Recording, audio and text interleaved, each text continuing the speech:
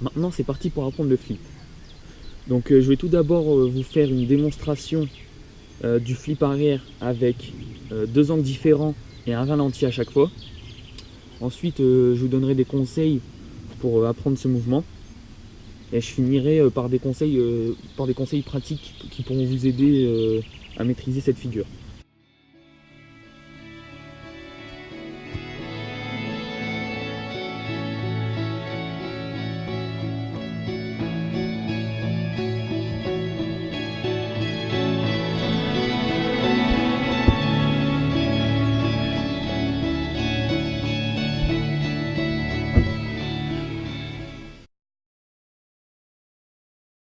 Voilà, donc comme vous avez pu le voir, le flip est une figure assez simple à maîtriser dans l'ensemble, mais le plus dur dans l'apprentissage de cette figure, c'est de se lancer la première fois. Moi j'ai eu assez de mal personnellement, mais pour le maîtriser comme ça, j'ai mis 1 heure à partir du moment où j'ai osé le lancer la première fois en étant tout droit. Pourquoi tout droit? Parce que justement ça va suivre avec le conseil que je vais vous donner pour apprendre à le maîtriser la première fois que vous le lancez.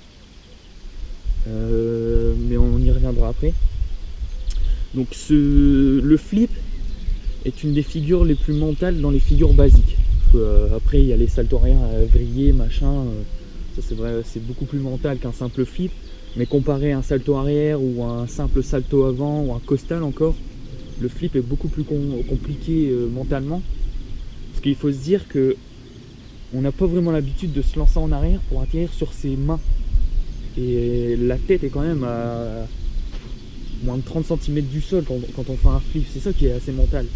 Donc je vais vous aider à surpasser votre peur, mais sans qu'il y ait de danger non plus. Donc la première technique qui m'a aidé à oser lancer le flip, c'est de le lancer mais pas droit.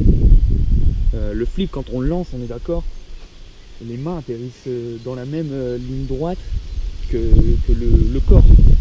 Et par là vous allez le faire en faisant une espèce de roue complètement dégueulasse, je vous l'accorde, mais ça va vous aider à ne plus appréhender le fait de partir en arrière et d'avoir la tête en bas et juste les mains qui poussent du sol.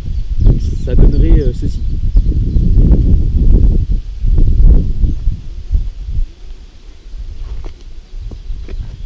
Comme ça, c'est complètement moche, hein. Et après vous partez de plus en plus droit sur la même ligne que votre corps. Et à la fin vous aurez votre flip. Voilà. Il y aura toujours un bras qui prendra plus cher que l'autre, du coup ça dépend du côté sur lequel vous partirez. Et à la fin, quand vous venez tout droit, voilà, vous avez le flip.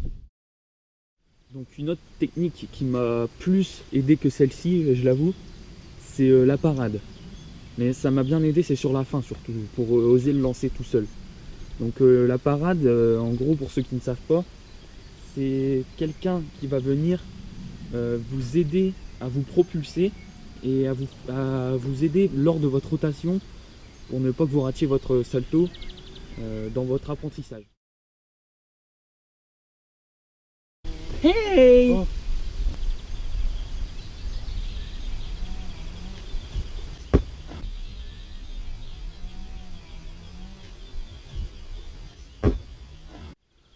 Donc maintenant le flip en lui-même, eh bien il suffit d'être bien sur vos appuis, sur un sol plat, c'est le mieux.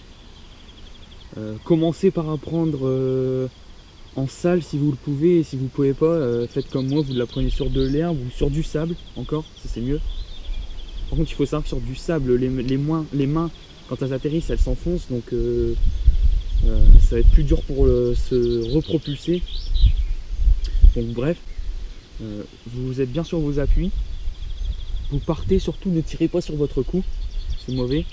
Vous partez, vous lancez vos bras en arrière comme ceci, vous les lancez, vous décollez vos pieds, vous atterrissez sur vos bras, en atterrissant sur vos bras vous les pliez légèrement et ensuite vous vous repropulsez pour atterrir sur vos pieds.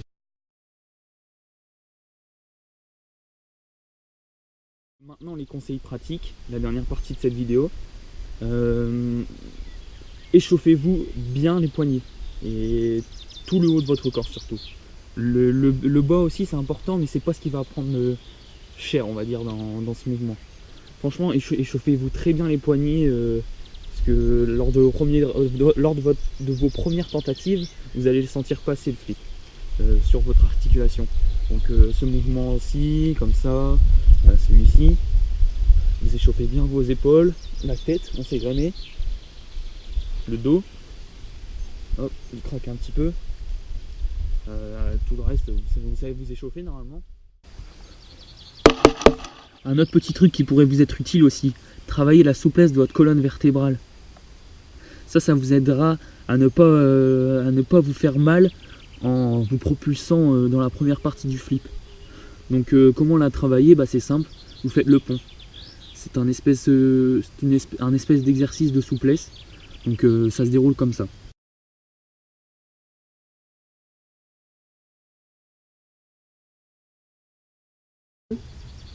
Et vous montez tout simplement.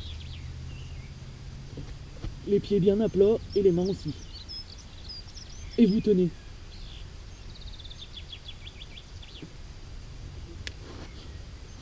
Le pont, franchement, c'est un des exercices préliminaires qui pourrait le plus vous aider dans l'apprentissage du flip arrière. Parce qu'il fait travailler vraiment bien la souplesse de la colonne vertébrale. Ça peut vous être que bénéfique et pas que pour le flip.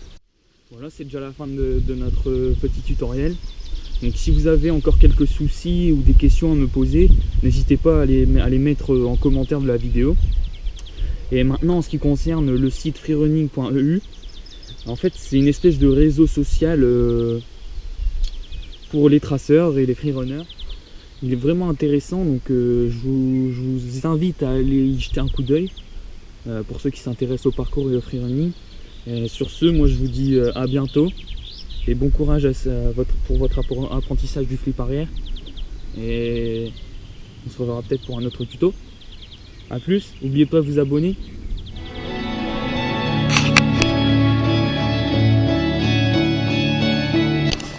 Et au fait, entre nous, si vous apprenez à faire le flip, mettez beaucoup de gel, ça décolle.